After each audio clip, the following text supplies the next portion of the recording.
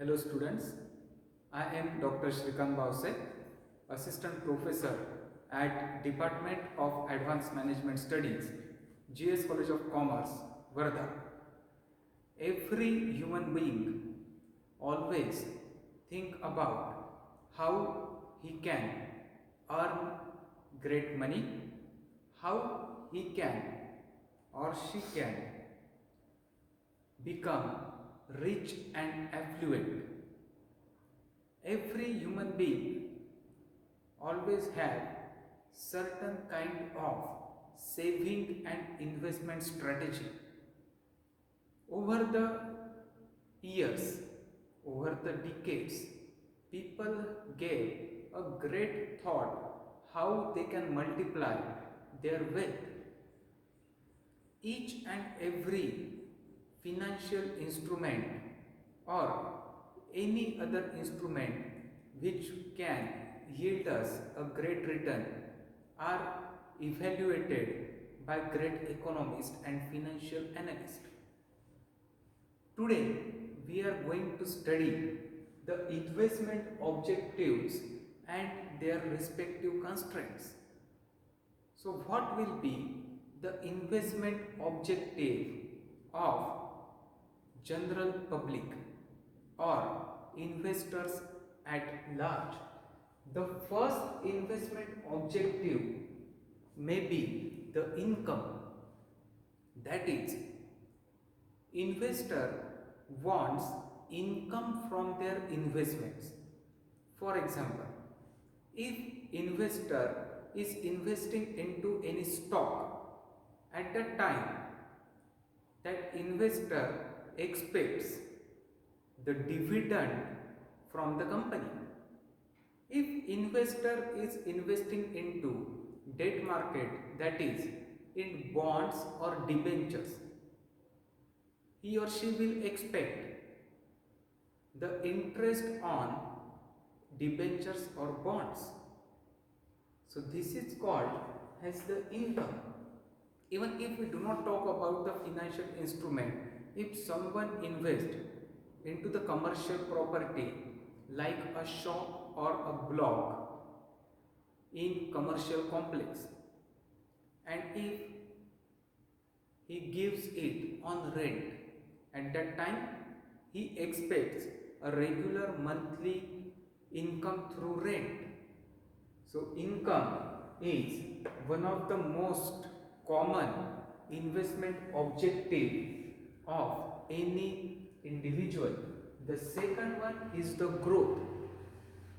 If investor is investing into stocks, he will expect that over the period of say 1 year or 2 years or 3 years or 5 years or 10 years or 20 years, he or she want that their stock should get multiplied by 1x, 2x, 3x, 4x, 5x, 10x, etc. So this is called as the growth. Suppose if you had invested into the stock of Asian Paints 30 years back, it means in 90s, at that time if you had invested 10,000 rupees, today it would have grown to 10 lakh rupees. So this is called as the growth. So this growth is expected by all the investors in the stock market. Take an example of real estate. If someone have bought a land of say 1 acre at 1 lakh rupees per acre 10 years back, he will expect that its price should rise to 5 lakhs or 10 lakhs after 10 years. So this is anticipation of growth. Next one is the stability. You will find many investors which are rich and affluent. They want a sustainable, stable growth through conservative or defensive approach. They do not want to become rich or poor overnight, because if you think that you want to become rich in the short term, at that time you are prone to high risk. If you can become rich overnight, you can also become poor overnight. For this, the people want stability. They used to invest in defensive and conservative stocks like FMCG, like pharma, like IT, which are non-interest rate sensitive stocks, and they get a consistent steady return and believes on slow and steady win the race strategy. So these are the three broad common investment objectives of any individual in the world. Now, what they want to maximize the expected rate of return. They always think that how they can maximize their expected rate of return. If today they are getting 8 or 9% per annum, how they can get 10 or 12% per annum?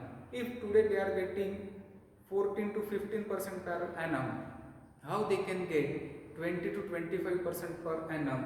So this is called as the maximizing the rate of expected rate of return.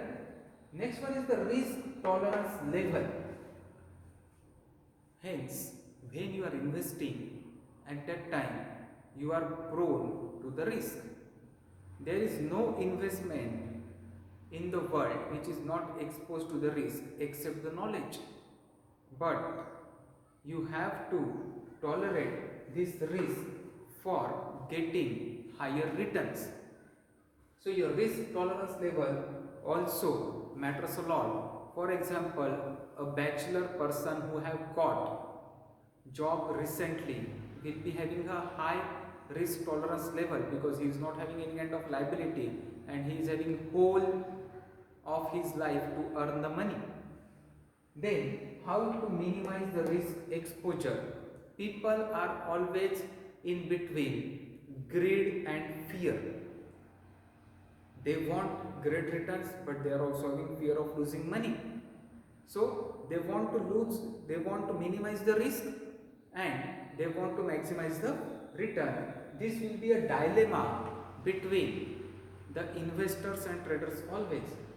Now, how to ascertain the risk bearing ability and where the risk bearing ability depends?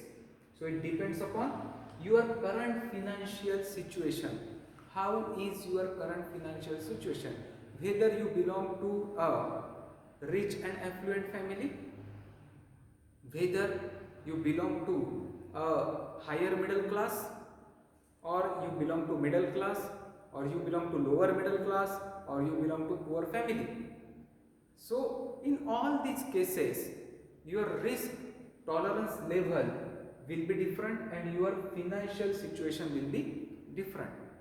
Suppose you are belonging to rich and affluent family, you will be having all the three things: food, shelter and clothes. You need not to pay attention on the basic stuffs. At that time your risk taking ability will be higher, your financial condition will be very stable and you can invest into a number of instruments for getting great returns. Your temperament. There are some people who want to speculate, who are ready to take great risk, who are having an attitude that they will be hero or zero.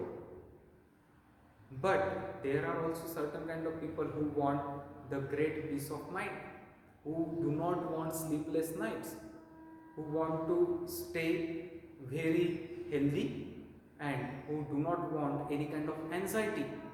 So it also depends on your temperament. Next, how to assess the individual's financial situation. Suppose you want to assess your individual financial condition or the situation. At that time, the first thing will be position of your wealth, that how much money you are having in your bank account, how many home, flats, bungalows, agricultural land, commercial property you are having. All this will contribute to your wealth, how much of gold you are having. So this will be shown in your position of wealth. Then your major expenses, which major expenses you can face in future. Suppose you want to construct a home. This is one of the biggest fun of any middle class, that the middle class public always focus on a job. If they get a job of say 30 or 40,000 per month in India, in metro city, after 2 or 3 years they will get married and they want their own home. So they will go for buying a flat. For buying a flat, they will require 50 to 60 lakh rupees minimum in metro cities. They will go to bank for getting a home loan, and after getting a home loan, they will have to pay the EMI, almost half of their salary.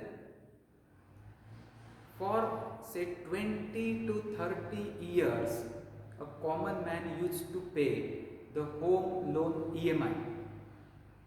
Till then, he is bound to the particular employer and to a particular company, because now he is trapped. He will have to pay the home construction EMI which he have bought from the bank. Then marriage expenses. In India, you will find that marriage cost in lakhs and crores. Even a middle class family spend 5 to 10 lakh rupees over marriage, which is completely unnecessary expense, but still it is a part of culture and people used to spend lot of money. Then child education. Right now in small cities, the child education of say even nursery and middle school cost you around 40 to 50,000 per annum. The higher education cost you in multiple of lakhs. So how will you bear these expenses? Then medical treatment. Suppose any family member is diagnosed with any big disease like cancer, like kidney transplant, kidney failure, or liver failure, brain tumor. At that time, the medical treatment will cost in multiple of lakhs, say 5 lakh, 10 lakh, 25 lakhs, something like that. And at that time, your complete financial planning will get collapsed. So you need health insurance for that for sure. Then your earning capacity. The earning capacity of young bachelor individual will be extremely high, whereas the earning capacity of retired person will be extremely low. So you need to assess your earning capacity to calculate how much risk you can take. Then affordability to lose money. Suppose you are losing money in the stock market at the age of say 20 or 30, it doesn't matter you a lot, but if you are losing that money at the age of say 65 or 70 years, it won't be possible for you to recover, because your earning capacity will be low and you don't have left much time. Then for doing all these things, you will have to do the careful assessment of your assets, fixed assets and movable assets, tangible and intangible assets. Then your liabilities, your health, your family's health, education of your child, EMIs, all will be your liabilities. Your expenses, the expenses which are incurred on a daily basis, on a monthly basis, or because of any adverse event, you have to consider them also. Then earnings, how much earning you are having, whether you are having a single earning or two people earning in a family, whether they are regular or irregular, all this stuff you have to take into consideration. Then what are the constraints? First constraint is the liquidity. Liquidity means how readily you can convert your financial instruments or property into cash. So liquidity matters a lot. Then investment horizon, higher investment horizon give you higher returns. Long-term investment in quality financial instrument always pays you great returns. So your investment horizon matters a lot. Then taxes, always choose a financial instrument or any investment instrument which is having less or negligible taxes. Else you will be earning but you will have to pay to the income tax authorities. Then regulations, you should not go into any illegitimate business or financial instruments for earning money, because these regulatory bodies will trap you very easily. Then unique circumstances, COVID-19 was the unique circumstance of epidemic, and because of this the earning potential of lakhs and crores of people went completely zero. So in such unique situation and circumstances, you must be able to liquidate your financial assets so that you can sustain for 6 months or an year without having any income. So today all these are the investment objectives and constraints which we have studied in this video. Thank you.